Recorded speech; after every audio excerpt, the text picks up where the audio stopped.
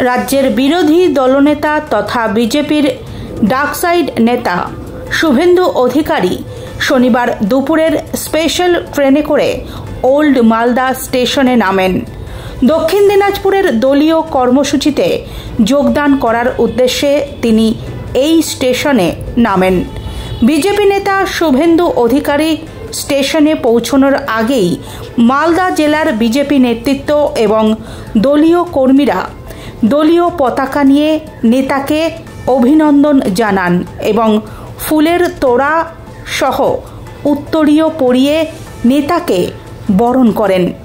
Old Malda স্টেশনে নেমেই বিরোধী দলনেতা শুভেন্দু অধিকারী জানান, যারা পূর্ববঙ্গ থেকে অর্থাৎ বাংলাদেশ থেকে এসেছেন তাদের কোনো ভয়ের কারণ নেই। পাল্লায় পড়বেন না। মমতা ব্যানার্জি এবং তার পুলিশ, তার ইকোসিস্টেম বলছে অ্যাপ্লাই করবেন না, সব বন্ধ হয়ে যাবে। এটা ঠিক কথা নয়। আপনারা দেখেছেন পাহেলগাম ইনসিডেন্টে যে বিটন অধিকারী মারা গেছিল, গুলি করে তাকে হিন্দু বলে মেরে দেওয়া হয়েছিল। তার স্ত্রীকে আমরা 15 দিনের মধ্যে পার্মানেন্ট সিটিজেনশিপ সার্টিফিকেট দিয়ে আনিয়ে দিতে পেরেছি বা ভারত সরকার দিয়েছে। একইভাবে এখনো পর্যন্ত প্রায় 14,000 মানুষ সিএ আবেদন করেছেন, কিন্তু তাদের কারোর চাকরিও যায়নি, তাদের সামাজিক সুরক্ষার বিভিন্ন কেন্দ্র রাজ্যের ভাতাও বন্ধ হয়নি, তাদেরকে সমস্যাতেও পড়তে হয়নি। আপনার মাধ্যমে বাংলাদেশ পার্শ্ববর্তী মালদা জেলার শরণার্থী হিন্দুদের কাছে বিরোধী দলনেতার গ্যারেন্টি এবং আবেদন, সিএতে যত তাড়াতাড়ি পারেন অ্যাপ্লিকেশান করুন। ভোটার তালিকায় আপনার নাম থাকবে।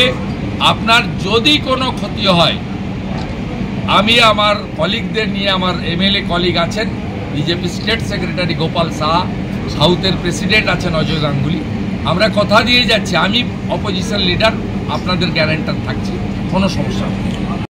পাবে এটুকু আমি বলতে পারি। বিজেপি 6 থেকে শুরু করবে, 8ও হতে পারে, 9 হতে পারে। কোথায় গিয়ে থামবে আমি জানি না।